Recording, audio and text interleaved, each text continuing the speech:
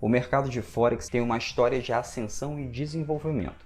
As origens do mercado de câmbio podem até ser rastreadas até o meado do século XIX, quando a capital francesa, Paris, adotou um sistema unificado conhecido como padrão de ouro. Com esse padrão adotado, esse padrão de ouro, o ouro passou a ser uma unidade internacional de liquidação. Esse metal precioso passou a ser convertido de acordo com a sua quantidade. As conversões internacionais com moedas nacionais eram realizadas a taxas de câmbios fixadas equivalentes ao ouro. Quando houve a introdução do padrão de ouro, que permitiu que houvesse uma diminuição muito significativa do nível de inflação na época, isso só foi possível devido à emissão dos ativos monetários que não eram suportados por reservas de ouro. Não é coincidência que o ouro tenha sido selecionado como uma moeda comum, e isso foi estipulado pelo seu alto valor. Com o decorrer do tempo, o ouro foi substituído pelo seu valor equivalente em papel, ou seja, certificados. Hoje, por exemplo, é possível você ter um certificado de posse de ouro, mas não ter o ouro físico na sua casa.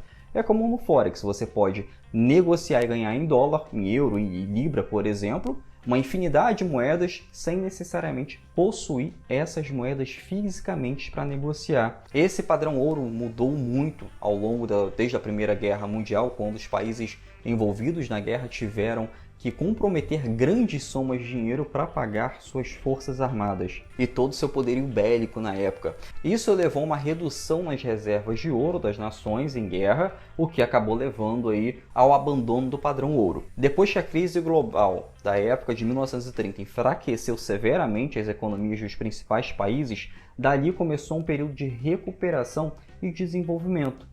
No entanto, esse processo foi interrompido e revertido pela eclosão da Segunda Guerra Mundial. Então, em 1944, que a Conferência de Bretton Woods nos Estados Unidos acabou com a rivalidade que estava acontecendo entre a Grã-Bretanha e os Estados Unidos.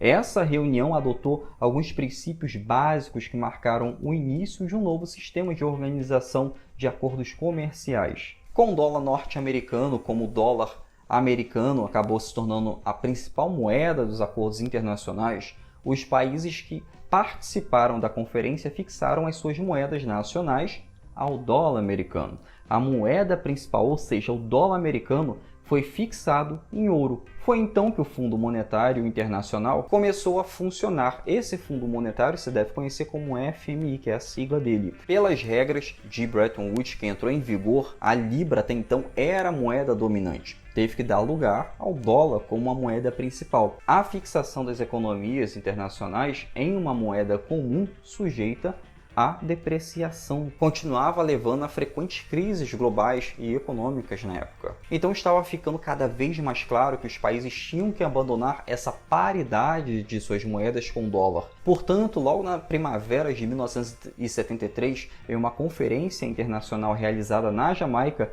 foi anunciado oficialmente que a moeda estava atrelada ao dólar americano. No entanto, nenhuma decisão foi tomada imediatamente. Apenas só 3 anos depois, a Jamaica mais uma vez fez grandes revisões na carta do FMI e definiu um novo modelo econômico que se tornou o que podemos dizer protótipo do mercado de câmbio. Esse mercado de Forex chegou à Rússia no início dos anos 90 e isso foi um marco muito importante no desenvolvimento das relações econômicas livres. Os bancos centrais mais proativos entenderam ali rapidamente que o Forex poderia dar muito lucro. Perceberam que a flutuação, o movimento do mercado de câmbio poderia ter um bom crescimento e que era possível negociar com o intuito de lucrar nesse mercado.